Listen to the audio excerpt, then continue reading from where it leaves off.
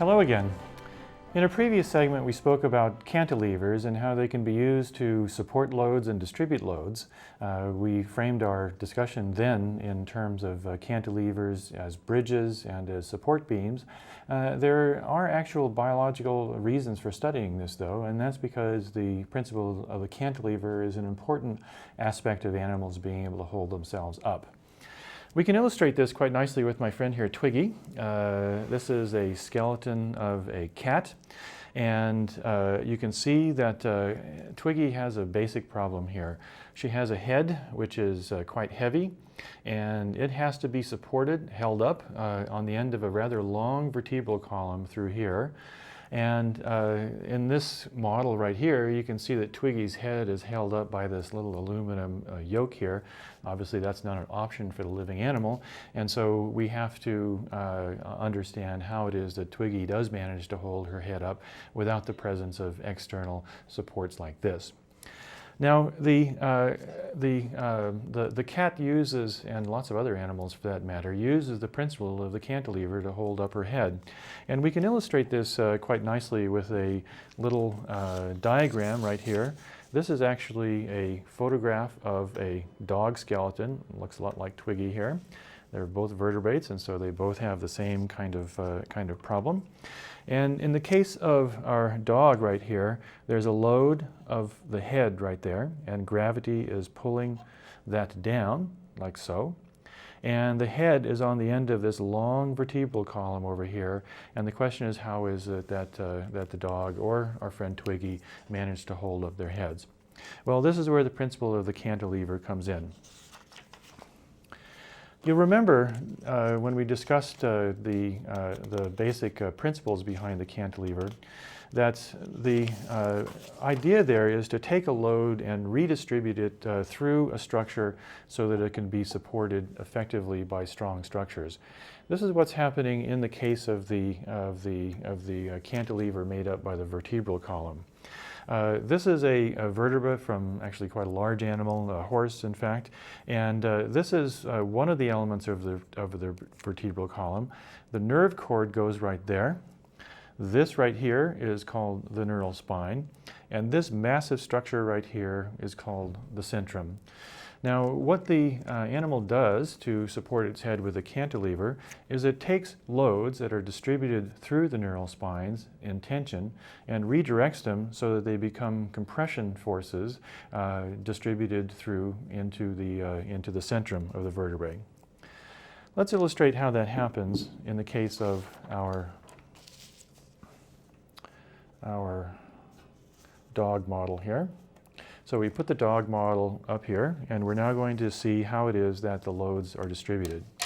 What's missing in this skeletal reconstruction is a whole host of tendons and muscles that span between the different elements of the vertebrae. These are the neural spines of the dog right here, and these connect the vertebrae one from another. So in the case of the cantilever of the dog, you have tendons that run from the neural spine here down to the neural spines of adjacent vertebrae. So we'll just draw in one of those. That is a tendon that's going to be holding this part of the vertebrae up, and these are distributed along many of the other vertebrae. There are other tendons distributed along adjacent neural spines that also help distribute the load.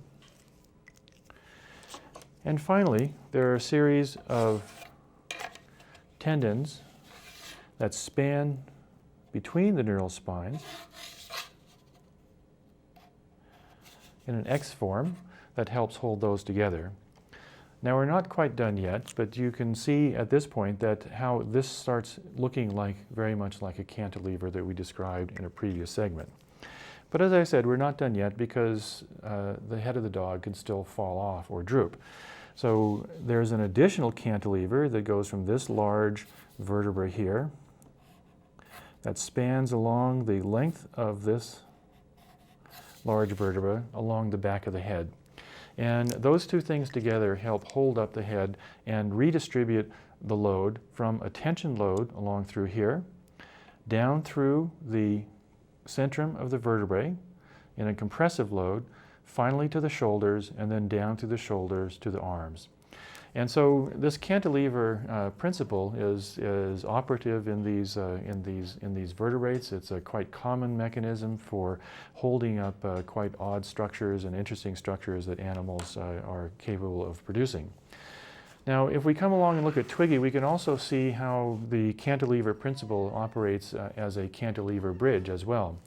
Twiggy has an additional problem to having to hold up her head. She also has to hold up all the guts here that are hanging from the vertebral column. And this is where the principle of a cantilever bridge starts to be useful. We've already discussed how the cantilever helps hold up the head this way. But we see we have two supports for the body here. We have the pelvis down on this end and the shoulder blades on this end. And you have the principle of a cantilever bridge operating in this case as well. Just as we discussed in the case of the cantilever holding up the head, you have additional cables of tendons and muscles that spread this way. So this part is held up as a cantilever as well. Now the forequarters, the arm, this is like one of the pillars of a cantilever bridge. You have loads on both sides, and that redirects the loads by compression through the center of the vertebrae and then down through the forelimbs. The same thing operates down on this end over here. You have a cantilever system that operates from cables of tendons that distribute up through here. You have cables that distribute load along the length of this, and you have the same kind of phenomenon down here.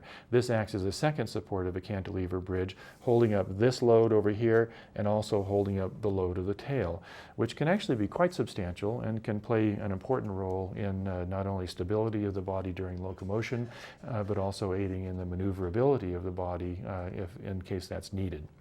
Okay, so that's a very simple example of how principles of cantilever bridges and arches can be used to explain how it is that animals manage to hold themselves up with these rather claptrap systems of bones that typically sit inside them. Okay, well that's all for now, and we will see you in another segment. Goodbye, Twiggy.